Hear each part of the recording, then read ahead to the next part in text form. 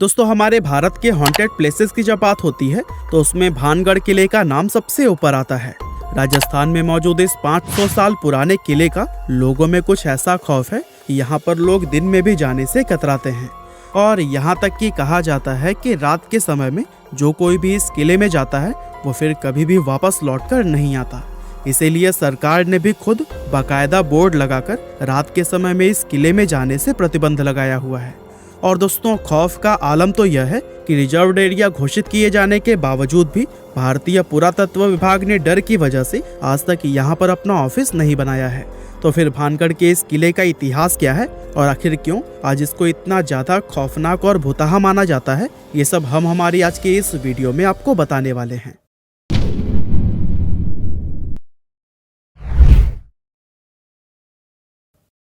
दोस्तों, भानगढ़ के इस किले का निर्माण आमेर के शासक राजा भगवान दास ने सन 1573 में अपने छोटे बेटे माधो सिंह के लिए करवाया था। उस समय यह किला पूरी तरह से खुशहाल हुआ करता था और इस किले के अंदर व इसके चारों तरफ लोगों की घनी आबादी रहा करती थी। लेकिन फिर अचानक एक ऐसी अनहोनी हुई जिससे कि इस किले की खुशियां हमेशा के लिए खत्म हो गई और एक समय खुशहाल नजर आने वाला यह विशाल किला एक भुतहा जगह में बदल गया। लोगों के मन में इस किले का ऐसा खौफ बैठ गया कि उन्होंने इसे छोड़ना शुरू कर दिया, जिसका नतीजा यह हुआ कि यह किला और इसके आसपास का इलाका पूरी तरह से वीरान हो गया। यहाँ तक कि आज भी ये किला सैकड़ों सालों से इसी तरह से वीरान पड़ा हुआ है, जो कि दिखने में बेहद ही खौफनाक नजर आता है। इसके बारे में लोग यह बताते हैं कि किले से लोगों के चीखने, चिल्लाने, रोने और घुंघरुओं की रहस्यमयी आवाजें आती हैं। साथ ही बहुत से लोग यह भी दावा करते हैं कि जो कोई भी इस किले में रात के समय गया है वो फिर कभी भी वापस लौटकर नहीं आया है। और यही वजह है कि दिन में भी बहुत कम लोग ही इस किले के अंदर जाने की हिम्मत कर पाते हैं। अब ऐसे में ये सवाल तो मन में जरूर आता है कि आखिर इस किले के साथ ऐसा क्या हुआ था कि इसको इस तरह से शापित और भुतहा माना जाने लगा। असल में इस किले के हॉन्टेड होने के पीछे लोगों द्वारा एक नहीं बल्कि कई अलग अलग कहानियां बताई जाती हैं। लेकिन उन सभी में सबसे फेमस, जिस पर लोगों द्वारा सबसे ज्यादा भरोसा किया जाता है, वो है राजकुमारी रत्नावती की कहानी। कहते हैं कि जब इस किले का निर्माण करवाया गया था तब इसमें रत्नावती नाम की एक बेहद खूबसूरत राजकुमारी रहा करती थी। उस समय राजकुमारी रत्नावती की उम्र 18 साल थी और उनकी खूबसूरती की चर्चाएं दूर दूर तक हुआ करती थी। उनकी सुंदरता की वजह से ही बहुत से अलग अलग सियासतों के राजकुमार उनसे शादी करने की इच्छा रखते थे, जिसके चलते अक्सर ही राजकुमारी रत्नावती के लिए शादी के प्रस्ताव आते ही रहते थे। लेकिन राजकुमारी ने तब तक किसी के भी प्रस्ताव को स्वीकार नहीं किया था। अब एक बार राजकुमारी अपनी कुछ सहेलियों के साथ खरीदारी के लिए बाजार गई हुई थी और बाजार में वो इत्र की एक दुकान पर रुकी और वहां से अपने लिए इत्र खरीदने लगी। इतने में ही उस दुकान से कुछ दूरी पर खड़े सिंघिया सेवड़ा नाम के एक व्यक्ति की नजर राजकुमारी पर पड़ी। सिंघिया सेवड़ा उसी राज्य का रहने वाला था और वो काले जादू का महारथी माना जाता था। राजकुमारी रत्नावती की सुंदरता को सिर्फ एक नजर में देखते ही सिंघिया उन पर पूरी तरह से फिदा हो गया और वो टकटकी लगाए राजकुमारी को घूरता रहा और उसी पल उसने अपने मन में यह तय कर लिया कि वो राजकुमारी को किसी भी कीमत पर हासिल करके रहेगा। अब चूंकि वो तंत्र मंत्र और काला जादू जानता था, इसीलिए उसने राजकुमारी के पसंद किए हुए इत्र की बोतलों में से एक बोतल चुपके से उठाई और उस बोतल पर कुछ तंत्र मंत्र करके उसे धीरे से वापस उसी जगह पर रख दिया। असल में वो अपने तंत्र विद्या की मदद से राजकुमारी को अपने वश में करना चाहता था और उसका ये प्लान काफी हद तक सफल भी हो गया, क्योंकि राजकुमारी ने उसे इत्र के साथ छेड़छाड़ करते हुए देखा भी नहीं था।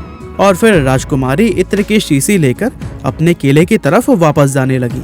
साथ ही सिंघिया सेवड़ा भी छिप छिप कर राजकुमारी का पीछा करने लगा।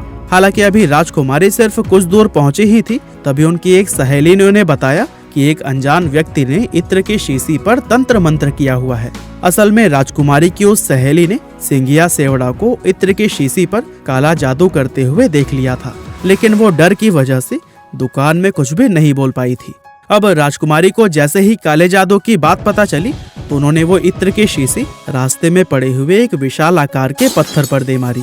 पत्थर पर पड़ते ही वो शीशी टूट गई और सारा इत्र उसी पत्थर पर बिखर गया। और दोस्तों, इस तरह से इत्र पर किया गया वो काला जादू उस पत्थर में आ गया, जिसके बाद से वो पत्थर खुद ब खुद लुढ़कते हुए सिंघिया सेवड़ा की तरफ बढ़ने लगा। दरअसल सिंघिया ने उस इत्र पर ऐसा जादू किया था कि जो भी कोई उस इत्र को लगाता वो खुद ही उस तांत्रिक सिंघिया की तरफ खींचा चला आता और चूंकि वो इत्र पत्थर पर लग गया था, इसीलिए वो पत्थर तेजी से उसकी तरफ ही बढ़ने लगा और पत्थर ने लुढ़कते हुए उस तांत्रिक सिंघिया को कुचल दिया, जिससे कि उसकी मौत हो गई। लेकिन मरने से पहले सिंघिया सेवड़ा ने यह शाप दे दिया कि राजकुमारी समेत इस किले में रहने वाले सभी लोग जल्द ही एक दर्दनाक मौत मरेंगे और उनकी आत्माएं हमेशा के लिए इस किले में भटकती रहेंगी। इस हादसे के कुछ ही समय बाद भानगढ़ और उसके करीबी राज्य अजबगढ़ के बीच में एक युद्ध छिड़ गया था। और दोस्तों, अजबगढ़ की सेना बहुत ही ज्यादा शक्तिशाली थी, जिसके चलते उनके सिपाही भानगढ़ के किले में घुस गए और किले में मौजूद हर एक पुरुष, महिला और यहाँ तक कि बच्चों को भी मौत के घाट उतार दिया, जिसमें कि राजकुमारी रत्नावती भी नहीं बच पाई थी। और दोस्तों, कहते हैं कि इस खतरनाक कत्लेआम के बाद से ही यह किला शापित हो गया था और उस नरसंहार में मारे गए मासूम लोगों की आत्माएं किले के अंदर ही भटकने लगी थी। दरअसल किले के आसपास रहने वाले लोगों को अंदर से अजीब अजीब आवाजें आती थी और साथ ही किले की तरफ जाने वाले लोगों के गायब होने की घटनाएं भी अक्सर सुनने को मिलती रहती थी। और दोस्तों, इन सभी चीजों के चलते ही किले के आसपास रहने वाले लोगों ने भी अपनी बस्तियां छोड़कर दूसरी जगह पर रहना शुरू कर दिया और देखते ही देखते यह किला और इसके आसपास का इलाका पूरी तरह से वीरान हो गया। इसके अलावा दोस्तों, इस किले के भुतहा होने के पीछे एक और कहानी यह भी बताई जाती है कि जिस समय यह किला बनाया जा रहा था, तब इस किले की जमीन के पास ही बाबा बालकनाथ नाम के एक साधु रहा करते थे। और बाबा को जब इस किले के बनने की खबर मिली तो उन्होंने राजा भगवान दास के पास यह संदेश भिजवाया कि वे अपने किले को इतना ऊंचा न बनवाएं कि उसकी परछाई मेरी कुटिया तक पहुंच जाए। अब राजा भगवान दास ने बाबा की उस बात को गंभीरता से नहीं लिया और जब यह किला बनकर तैयार हुआ तो इसकी परछाई बाबा बालकनाथ की कुटिया तक पहुंच गई।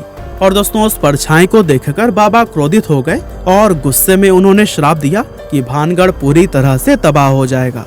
और दोस्तों, बहुत से लोग आज यह भी मानते हैं कि भानगढ़ किले की यह हालत बाबा बालकनाथ के उसी श्राप की वजह से ही हुई है।